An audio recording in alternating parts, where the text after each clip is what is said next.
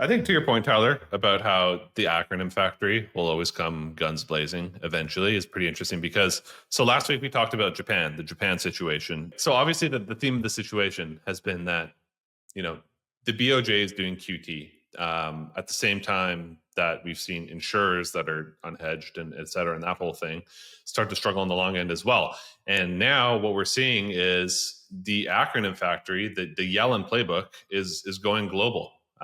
So what happened is a few days ago, the Japan Ministry of Finance, so the Treasury of Japan, talked about tweaking composition of its bond issuance plan that could involve trimming issuance with super long debt and then tilting towards bills. And it's interesting because you see the same headline come from the United Kingdom, which talks about that their focus on shorter term borrowing as fiscal pressure mounts. So, this is my, I think, like, it's been called activist treasury issuance, I guess, ATI, and some argue it to be like a version of QE, where as opposed to just taking duration out, which is QE, this is just taking it out from the auction. And yeah, you got the puppets playing it around, and here we are. Every country is running this banana republic approach.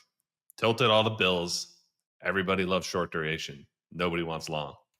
I love how none of them talk about fixing the actual problem. It's like, yeah, it's just like, wow, the bond yields are going crazy. I think we should fix it. I got the perfect solution. Yeah, let's lower front end rates and issue all in the front. Let's just Ponzify it further. And that's coming here. It's coming here. This is why the short bond trade is so hard, because you're basically on the opposite side of the trade as the politicians that will do anything to mess it up. So if you're short 30-year, it sounds great. It looks great. I feel like you should make money on that. But with one headline, bam, you're toast. Because they could say, I'm issuing all 5-year and under debt, and by the way, we're lowering rates to 1% tomorrow to finance the government, and it's off to the. And then you could have the turbocharged version, which is issue bills to buy long bonds, which is probably that's like an operation twist from the fiscal side of things, which is just fucking crazy to me.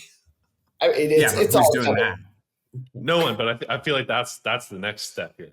Felix, see, this is second derivative thinking. You just plugged something that one of the policymakers are going to use, because everyone is always like, oh, what are they going to do? The big spending bill is going to increase the deficit. I can't believe the government's going to be screwed, and there's going to be a big catastrophe. It's like, we all know that. Everybody knows that. The amount of work that's been done on that, everybody knows it. Just buy Bitcoin and shut up.